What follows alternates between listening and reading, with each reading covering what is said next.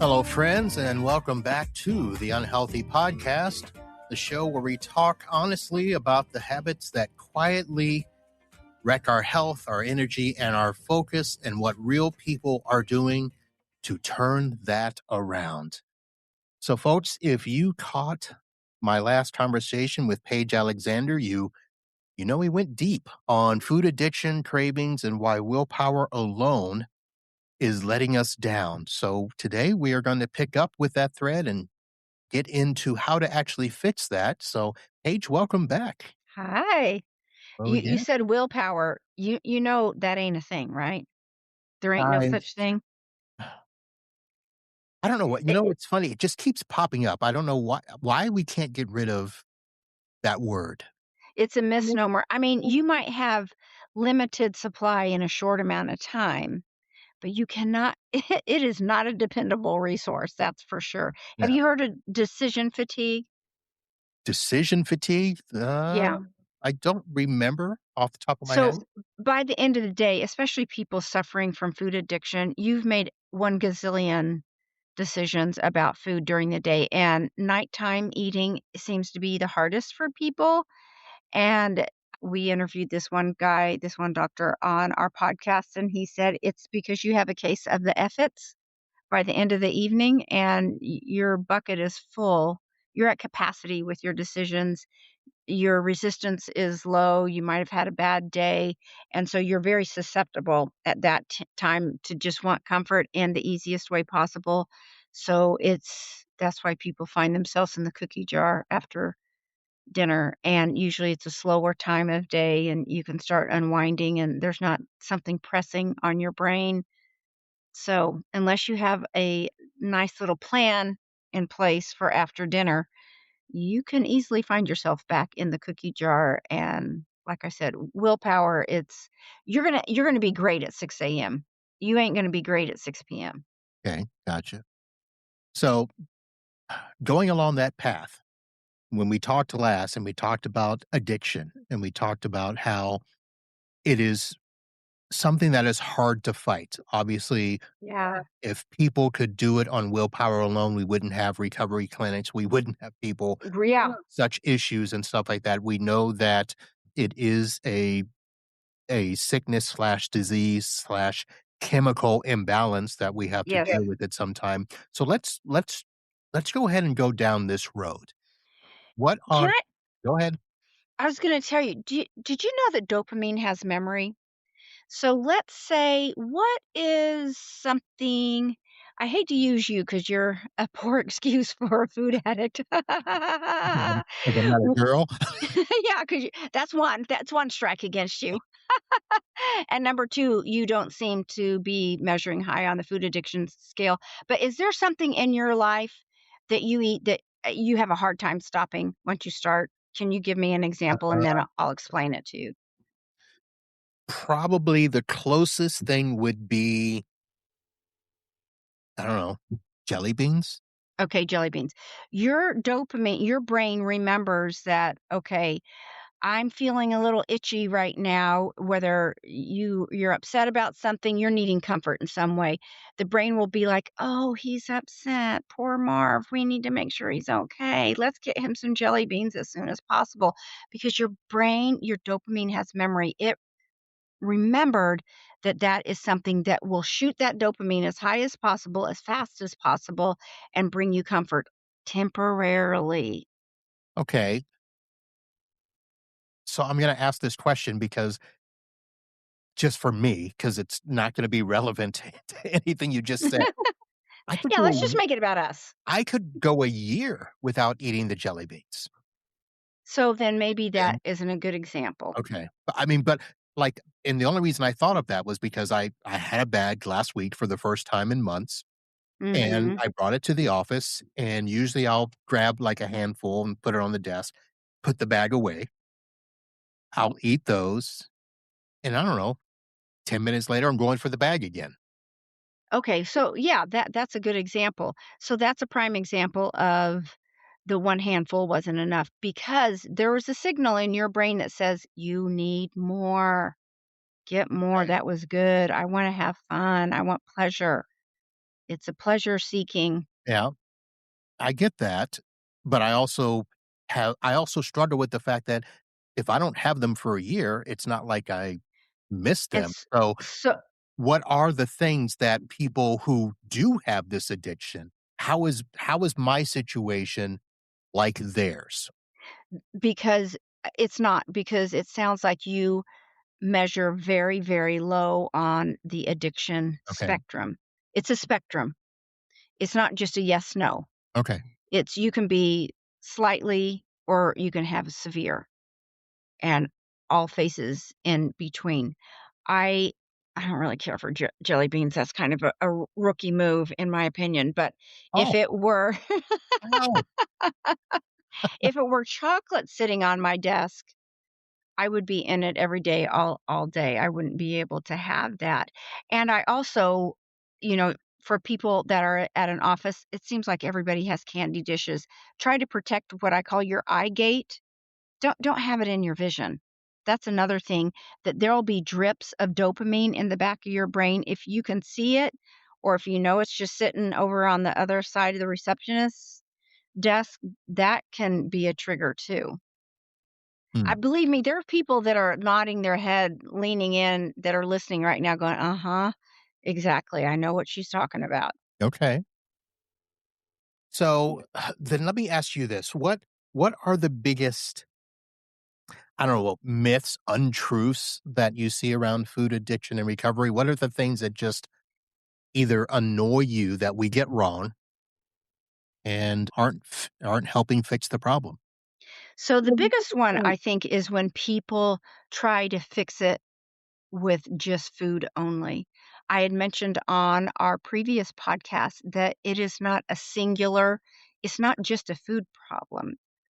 Gaining weight is a byproduct of the real problem. We've got to figure out, it might be trauma, it might be big T trauma, it might be little T trauma, it might be grief, it might be some other stressor in your life that's causing this.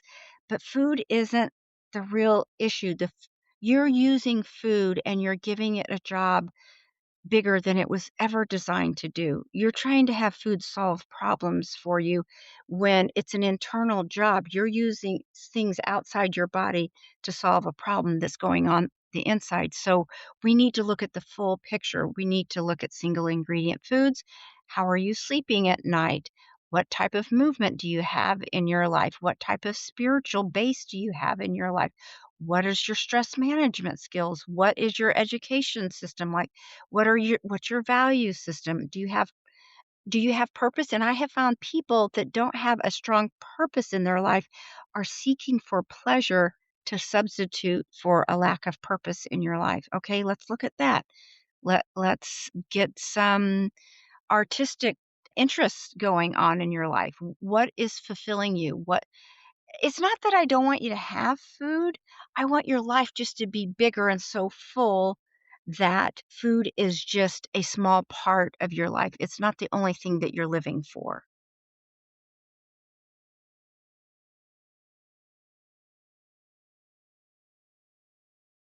I see you moving now. You Okay? weren't before. All I saw was the Uncle Marv sign. Okay. Did Could you hear me? Because it was really good. I solved world peace problems. I hope that you could still hear Oh, me. Miss America, you had chance. No, I didn't hear. I heard "let's" and then it stopped.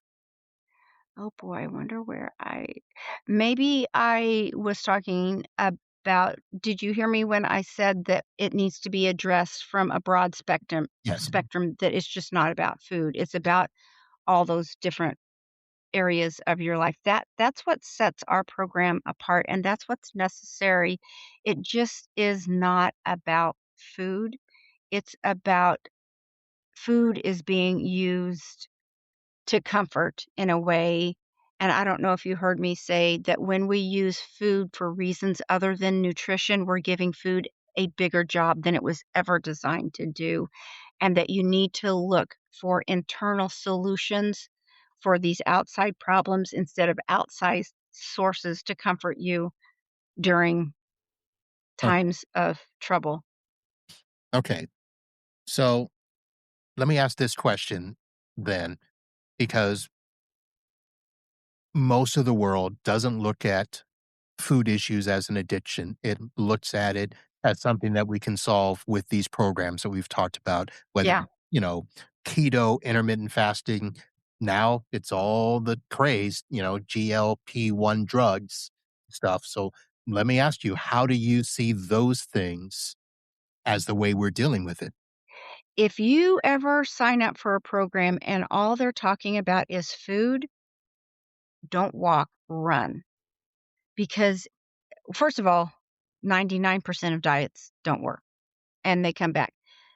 When it comes to GLP-1s, I've changed my tune a little bit. I've softened up a little bit to where if it's used as a tool in combination with recovery, look, you are never going to lose weight and keep it off unless you address the underlying issue.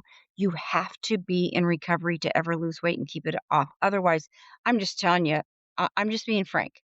You are not going to lose weight and you are never going to keep it off if you're just dieting. They just don't work and they put you further in the hole. You've got to address the underlying issue. There's a reason that you're overeating. You're trying to comfort yourself with food, and we need to figure out what that reason is. You're using, in air quotes, food. Okay. So, Otherwise, you're just white knuckling it through a diet right. till the diet's over. All right. So you're So not. let me ask you, as somebody who had this issue and has at least turned the corner, I'll say that Yeah. because it Mhm. sounds like we can say you've never, fully arrived. No, and I don't ever wanna fully arrive. I work on my recovery every day. It's a Okay. journey. I've been off sugar, like, 4.5 years, and it's a journey. It's I work on it because it's precious to me. Okay. So let me just ask you this then. What does your current day look like routine wise when you're clicking on all cylinders? I'm so glad you asked me that because I wanted to have a chance to share what I think the number one key to success is, even though it might be traumas that you're dealing with in your past causing you to eat, or grief, or loneliness, or boredom was the big trigger for me. Is I plan out my day. Like, I made something today that will be for my next 6 breakfasts. So I know for the next 6 days, I before I go to bed at night, I know what, all my meals are gonna look like. I have a schedule that I look at before I go to bed at night. If I have a 15-minute downtime, I know that can be a trigger, so I'll pre-think about what could I fill in that spot? I do an educational video every day, so maybe I'll do a little video editing, or maybe I'll text a friend, or maybe I'll tie up a loose end here, a Zoom invite for my upcoming podcast guests. But having a very clear plan and staying in future self protects me more than anything I do. I food prep all my meals in advance. So literally during the day, I'm just pulling out food that are is usually measured out, already in a container by itself, and I either have to eat it, heat it up, or just eat it as is. But there's no think. There's no think in it. I don't depend on willpower. I don't depend on decisions. Because I made that decision 10 days ago. I started planning out what's the next week look like. I'm gonna go to the grocery store once a week on Friday. I'm gonna get everything I need for the following week, and I'll food prep over the weekend, and life Okay. is easy. It Easy for sounds me. easy, but is it fun? I mean, if you've already planned out what you're eating 6 days from now, what if you just wake up and don't want that? I don't, I don't want eggs. I want fruit. So, have you ever heard of parts work? It's called internal family systems, where you've got the inner child, the rebellious teen, the responsible adult. Is any of that familiar to No, the is that a science thing? Is that a mind yeah, it's behavioral analysis thing? yeah, it's therapy. It's different therapy. And so if you wake up and I've already made your eggs a couple days ago that you're having on Wednesday morning, you go, I don't want those eggs. I don't feel like it. The inner child's running the show. That's when the responsible adult needs to step in and say, honey, I'm sorry you don't feel that way, but that's what we've got on hand. And we're going to just go ahead and consume that because we're not using food for fun, we're using food for nutrition. And so when we let children make adult decisions, you've got a mess on your hand in your life. and I don't let children make my adult decisions. So, you just eat it and move on with it, don't attach emotion to it, and giddy up on down the road. I'm not So here for you to have a party with every meal. that sounds like a 1970s mom. It sounds like a mom who's trying to reach her goals. And you can Okay. do it in a very loving, compassionate way, but I'm not here to have a party. I want to have a party in the rest of my life. I Okay. wanna be successful, and that's where I wanna have fun, not in the kitchen. I mean, I make good creative food because that's if you follow me on social media, you'll see recipes every week, several times a week, and I always say, "If you're not having fun, we're doing something wrong." Because I think recovery is a blast. Why? Because I feel so freaking good about who I am and what I'm doing, and I'm not mired in depression. Okay. So, I don't have those whiny moments anymore about, "I just don't wanna do it." And when it comes to food prep, yeah, it takes time, but it saves me hours during the week. And also, I put a reel up just a couple days ago about how I was prepping the salad, and I had a Netflix show in the background that I could watch while I was doing it, and believe me, that hour flew by, and Okay. I was just engrossed. So there's trickery. You it's a series of edits. You make it fun. Okay. And you also don't tell yourself this is boring and I hate it. You're like, wow, I'm doing something really good Well, for myself. I I'm so wasn't proud of asking myself. I wasn't asking to be, boring, but it was just one of those things where planning that far out, I mean, do you ever deviate? Do you have any Not adjustments, really. in terms of are you cooking, is this breakfast, lunch, dinner, and a snack? I mean, are you accounting for all that? Are I you usually have in that like regard? 4 meals a Okay. day. One of them's a sizable meal and the other are just regular size meals. And that so you just kind of play around and see what works for you, and believe me, I hate every second of that food prep, I hate it, but I've learned how to work it to where it's an enjoyable so I'm not doing the food prep, I'm actually going to watch a Netflix show, and while I'm watching the show, I'm peeling and chopping carrots. Interesting. It's mindset, it's reframing, it's all in how you look at it. You are your thoughts. Everything you do is a product of your thoughts, and so you can change your thoughts and you can change your perspective and you can really be on your own team. You and your thoughts can be a majority. You can be a force that can't be broken, or you can be in the fetal position, sucking your thumb, going, I don't want to do this. But it depends on what your goals are. Yeah. Now, your food prep, you mentioned Hmm. that one of the 4 pillars is the single ingredient food. Hmm. So how in depth are you getting with these meal preps and these recipes and stuff? Can I just share what a single ingredient food is for some people listening? Sometimes they don't understand what Yeah. that is. Yes, So, I a was gonna single ask ingredient for food, your answer. I like to say it's anything that Mother Nature has touched. If water and sunshine had to be involved in it, then that's a single ingredient. Like you can see it with your eyeballs an orange, an apple, a banana, a piece of rice, a bean, meat, eggs, grains, those type of things. There's not really an ingredient label because you can see it.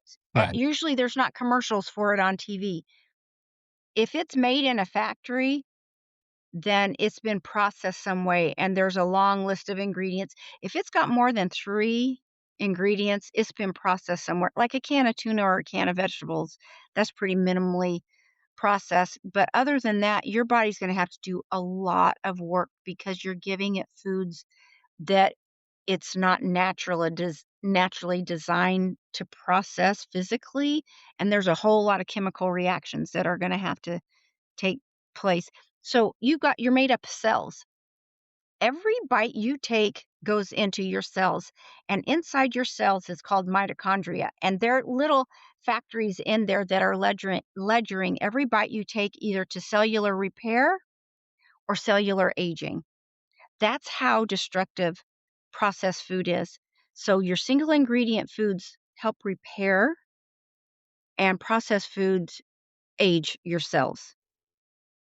it's toxic to the body. I mean, it's killing us. I'm so passionate about this, but it's killing us. We've got a medical system that's gonna collapse because of all the diseases that uh, sugar is the dot I can't get off of today, but, I mean, it obesity, metabolic disease, cancers, type 3 diabetes that they're calling Alzheimer's now. It's just there's a slew of diseases that come because of sugar and processed food. It's the number one cause of preventable deaths Okay. in America. It's huge. I mean, we probably have 1,000,000 deaths a year Yeah. that could be prevented by changing your diet. It's literally killing us. I'm not being dramatic. No, I know. I know. I'm gonna sidestep here because as you were going through your single ingredient, you talked about the recipes, you've said that before. Folks, if you go to the website, food real food recovery for Yeah, there's you. a .com. Yeah, number uh, 4, letter U. Yep. There's There a is recipe tab. actually recipe tab. I was gonna pull that up. Mhm. It's gonna switch over to your food fitness with all your vegetables Mhm. and all of that stuff. And now that part of the community is actually free, it looks like, right? Oh, yeah. Yeah, you can go on the website, yeah. And you know what? I've got good news. Do you wanna hear it? Yes. Your taste buds change as you get off sugar and processed food. Your taste buds literally will change to their normal factory settings, so you're not craving that stuff anymore. Your cravings will go from a 12 to a 3 on a scale of 1 to 10. And so, yeah, I get nigglings every once in a while, but I just feel them, name it, and it just kinda passes on through, and fruit becomes sweeter, vegetables become sweeter. I mean, you're gonna be so happy to have that out of your system. It's a whole new life waiting for you if you can Yeah. get off sugar.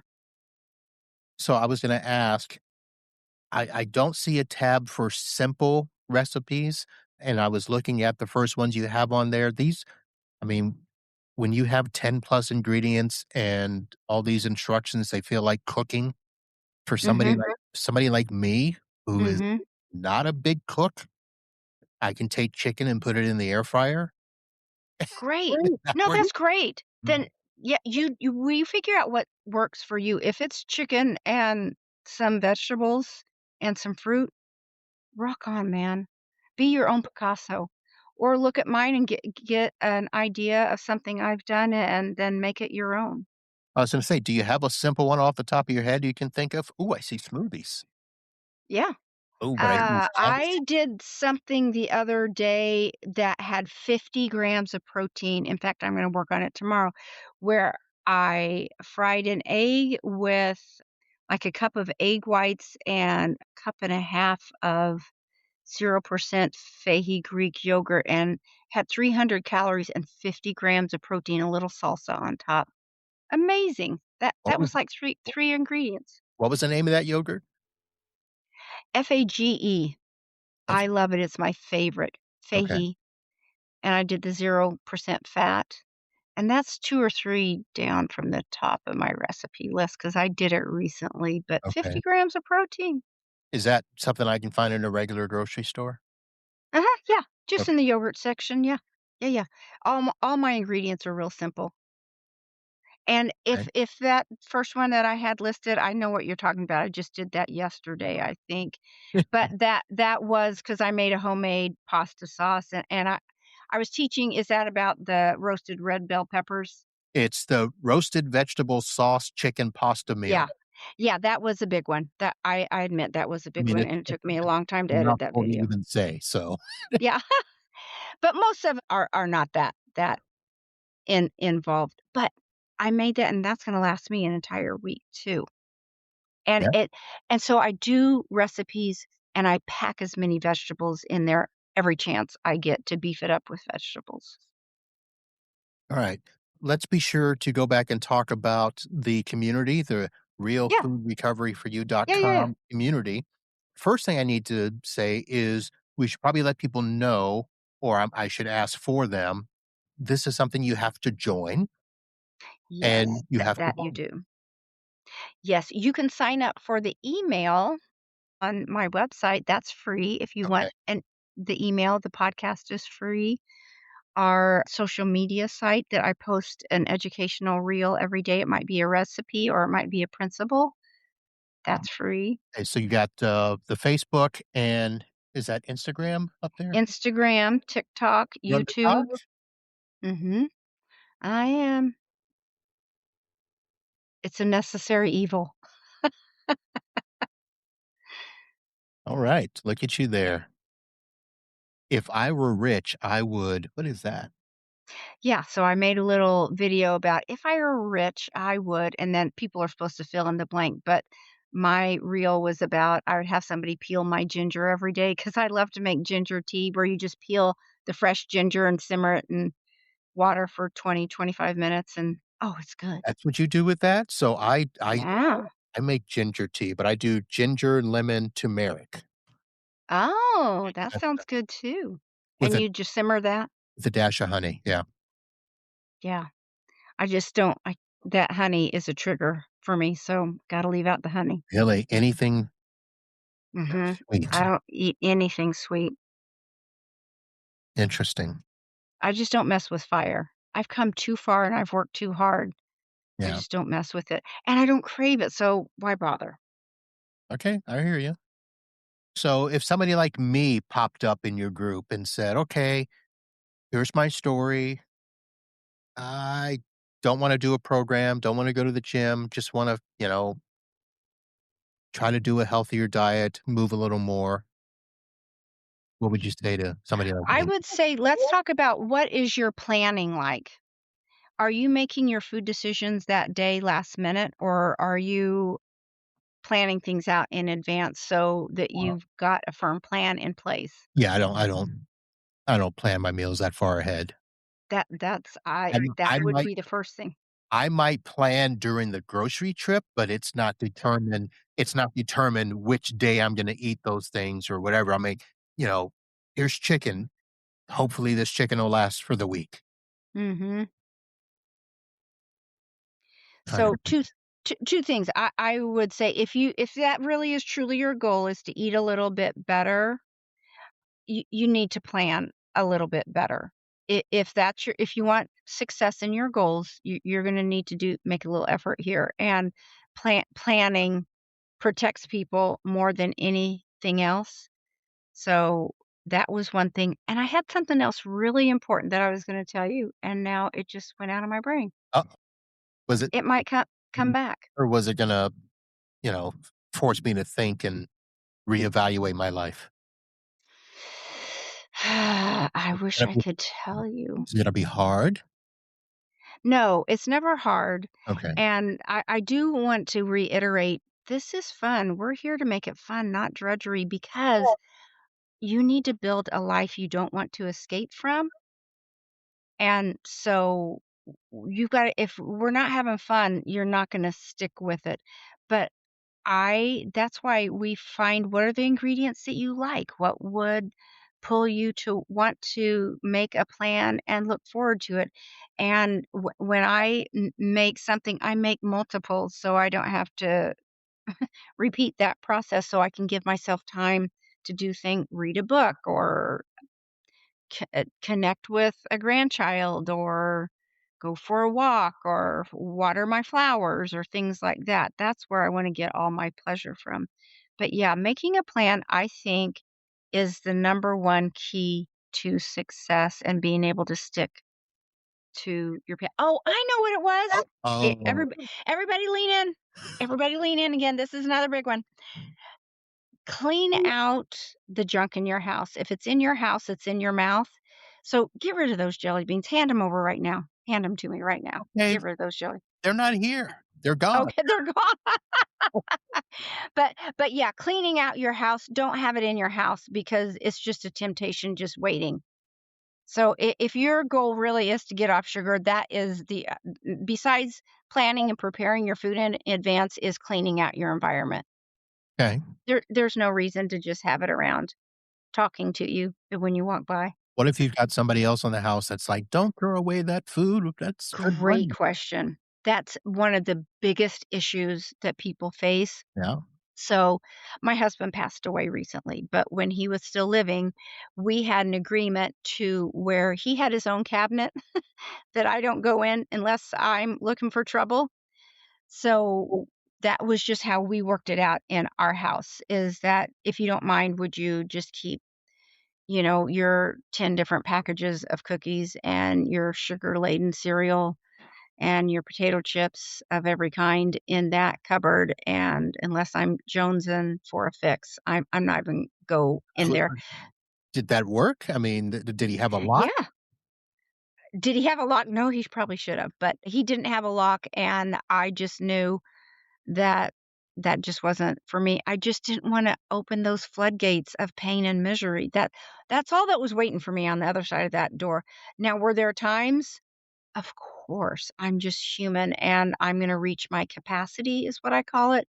There'll be times that I reach capacity as well, and, yeah, I would have a sidestep. So but since he's been gone about 7 months now, and, yeah, this house is spick and span, and I that n now there's nothing calling me in the back of my brain about that cabinet, but people work it different ways where they might have it their own room that maybe is their office that they keep things, or they might keep things in their car, but generally, our family members love us and they wanna see us succeed, especially if we're really suffering from this, and so we just try and work out a system that will support their loved Right. one. Yeah, generally, they love us. Sometimes that's a Gener "Stop bringing this food here. I told you, don't bring it." Mhm. Uh, Mhm. It's like and the office is the worst. People just bring oh, junk yeah, in all the time. it is. You've got a book that I wanna make sure we talk Yes, about as thank well, you. and of course, it's titled Real Food Recovery, but it's got a subtitle, If Food Isn't the Answer, What's the Question? So, without giving us that answer, tell people what they should expect out of your book. Well, it's kind of a self-help biography of my journey and how I handled the food, the sleep, the exercise, the spirituality, and then the other several smaller branches of our focus. And so it's kind of a roadmap to help you walk through that journey too. If you don't want to join our program, you can read the book and a lot of personal stories in there, a lot of stories of how I overcame obstacles. And I think it's leaves people with a lot of hope. And by the way, I think I'm a little bit funny, and there's a few funny stories in there too that you might enjoy. So yeah, it's an easy read, and I think you will get some direction and hope, especially for people that feel hopeless. And then you can always go to our website and sign up for our email, like I mentioned. Yep. And I'm always willing to meet with anybody just one on one for free to talk about our program in depth and what they might need and how we can help them as well. All right, that sounds great. Paige Alexander, everybody. RealFoodRecoveryForYou.com is the website. Real Food Recovery Podcast. We'll have the links for that. And the Real Food Recovery book. Obviously, a lot of different places you can go to plug in to what Paige is building there. So thank you very Yeah. much. It's been a pleasure. I've really enjoyed visiting with you. Well, thank you, Paige. Thank you for giving me some work. Uh, Good kid there. And follow Paige on all the socials, folks. She's on the yeah. Facebook, YouTube, Mhm. TikTok. She's on the gram, the Yeah. IG, as the kids say. Mm, But definitely thank you for walking us through what this looks like in yeah. real life. Yeah. So, Thanks so much. all right, that's going to do it, folks. If you're listening and you heard yourself in this conversation, well, don't let it stop here, of course. As I said earlier, go plug into what Paige is building, look her up at all the places that'll be in the show notes. As Paige herself said, this is a community and you don't have to white knuckle this on your own. There are some tools and a way to help you feel more in control of your food and your life. So take what landed for you today. Pick one step. That's what I always say. One thing, put it into Yeah. practice. Go follow Paige and keep learning, folks. That'll do it for this episode. We'll see you soon. And until next time, live healthy and be happy. Thanks, guys.